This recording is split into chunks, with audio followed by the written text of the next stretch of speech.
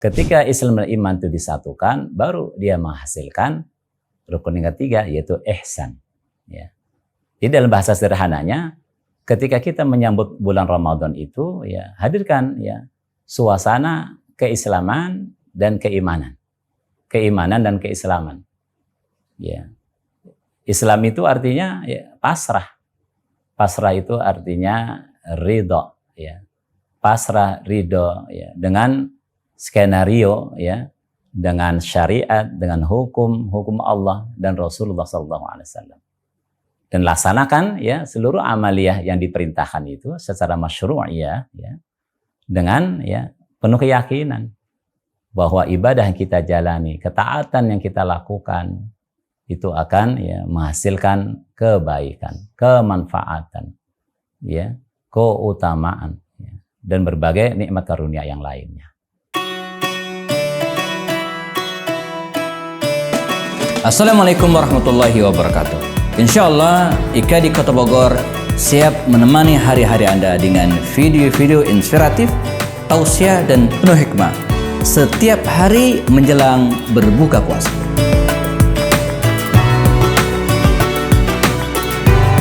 Jangan lupa BPJS, bayar pakai jempol saja. Subscribe, like, dan share. Assalamualaikum warahmatullahi wabarakatuh. Bismillahirrahmanirrahim.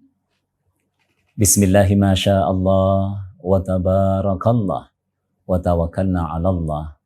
La haula wa la quwwata illa billah. Hasbunallah wa ni'mal wakil.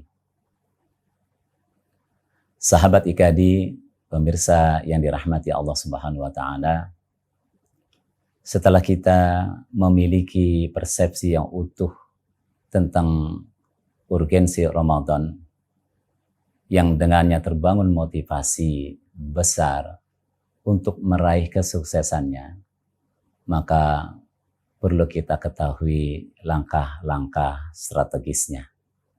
Bagaimana kita mencapai sukses besar menjalani amaliyah bulan Ramadan. Sesuai dengan apa yang Rasulullah ajarkan dalam doa di awal memasuki Ramadan. Allahumma ahilhu alaina bil yumni wal iman wa bis salamah wal islam. Rabbi wa rabbukallah. Ya. Di sini ada pesan yang disampaikan oleh Rasulullah SAW agar kita sukses menjalani amaliyah Ramadan dan mencapai target-target besarnya. Maka amaliyah Ramadan kita harus dibangun di atas landasan Islam dan iman. Di atas fondasi iman dan Islam. Maka kita jadi teringat ya dengan firman Allah Subhanahu wa taala di dalam surah 42 ayat 13, an aqimuddin wa la tatafarraqu. Semangat amaliyah Ramadan itu ya harus diwujudkan dalam misi iqamatuddin, menegakkan agama. Kalau kita rujuk kepada hadis Nabi SAW pada hadis urutan pertama di hadis Arba'in, dijelaskan saat malaikat Jibril datang ke masjid Rasulullah SAW mengajarkan kepada Rasulullah dan para sahabat ya, tentang agama ini ya, dan terjadi dialog. Nah, malaikat Jibril bertanya 3 hal kepada Nabi Muhammad, ma huwal Islam, ma huwal iman, ma huwal ihsan, kami sa'ah. Ya. Maka Rasul menjawab ya, rukun Islam, rukun iman, ya, dan ihsan, ya. Dan ini dibenarkan oleh malaikat Jibril. Jadi berdasarkan hadis ini kita memahami bahwa iqamatuddin itu ya dibangun atas 3 pilar, Islam, iman, dan ihsan. Tentu membacanya tidak terpisah-pisah. Jadi iqamatuddin itu ya dalam amaliyah ya kehidupan kita, dalam amaliyah ibadah kita, itu harus tercerminkan. Ada Islamnya, ada imannya. ketika Islam dan iman itu disatukan, baru dia menghasilkan rukun yang ketiga, yaitu ihsan. Ya. Jadi dalam bahasa sederhananya, ketika kita menyambut bulan Ramadan itu, ya hadirkan ya suasana keislaman dan keimanan, keimanan dan keislaman. Ya. Islam itu artinya ya, pasrah. Pasrah itu artinya ridho, ya. Pasrah, ridho, ya, dengan skenario, ya, dengan syariat, dengan hukum Allah dan Rasulullah SAW. Dan laksanakan ya seluruh amaliyah yang diperintahkan itu secara masyru'iyah, ya, dengan ya penuh keyakinan bahwa ibadah yang kita jalani, ketaatan yang kita lakukan itu akan ya menghasilkan kebaikan, kemanfaatan, ya, keutamaan, ya, dan berbagai nikmat karunia yang lainnya. Ya, jadi penting ini, ya, karena nanti kita dapati ya terkait dengan amal puasa ada ya keterangan dari Nabi SAW, ya, rubba min sa'imin laisa lahu min siyamihi ilal ju'i wal atas. Ada betapa banyak orang yang berpuasa, dia tidak mendapati apa-apa dari puasanya kecuali lapar dan dahaga. Ada ya terkait warning ya ibadah salat kita, fawailul lil musallin alladzina hum fi salatihim sahun. Ya, betapa banyak orang maka celakalah orang yang salat ya yang lalai dari salatnya. Ini beberapa keterangan yang mengharuskan bahwa dalam pelaksanaan ibadah kita, amaliyah kehidupan kita, ya, harus dalam misi iqamatuddin. Ya, ada pondasi syarat Islamnya dan syarat imannya. Nah, seperti itu. Ini strategi penting yang harus diingatkan. Ya. Yang kedua, ketika dua unsur ya, Islam dan iman terbangun, itu akan menghasilkan ihsan. Ya. Jadi bagaimana kita bisa menghadirkan, melaksanakan apa yang disebut oleh Al-Quran dengan ahsanu amalah, amal terbaik. Ya, tadi amal yang dipersyaratkan di sana ada Islam, kepasrahan, dan ada iman, keyakinan. Ya kan? Nah, ihsan itu ya, ketika dipertanyakan oleh malaikat Jibril kepada Rasulullah dan dijawab Rasulullah dengan ya, keterangan anta'budallah ka'annaka tarah, hendaknya engkau beribadah kepada Allah seakan-akan engkau melihatnya. Jadi sama ya dengan wasiat ya Allah Subhanahu wa taala di akhir surah ya Al-Hijr ya ketika Allah berfirman wa'bud rabbaka hatta ya'tiyakal yakin. Hendaknya kalian beribadah kepada Allah sampai datang kepada kalian keyakinan. Nah, jadi apapun aktivitas kita, apapun ibadah kita, pastikan ya dapat suasana imannya, dapat suasana keyakinannya, ya, dapat suasana ihsannya, ya, suasana yang disebut oleh Rasulullah SAW dengan keterangan ka'annaka tarahu. Ka'annaka itu seakan-akan itu adalah suasana batin, ya, yang merasa dekat, ya, yang merasa Allah melihat, mengawasi, dan seterusnya. Ya, kita saksikan tayangan berikut ini. Assalamualaikum warahmatullahi wabarakatuh. Insyaallah IKADI Kota Bogor siap menemani hari-hari Anda dengan video-video inspiratif, tausiah dan penuh hikmah setiap hari menjelang berbuka puasa.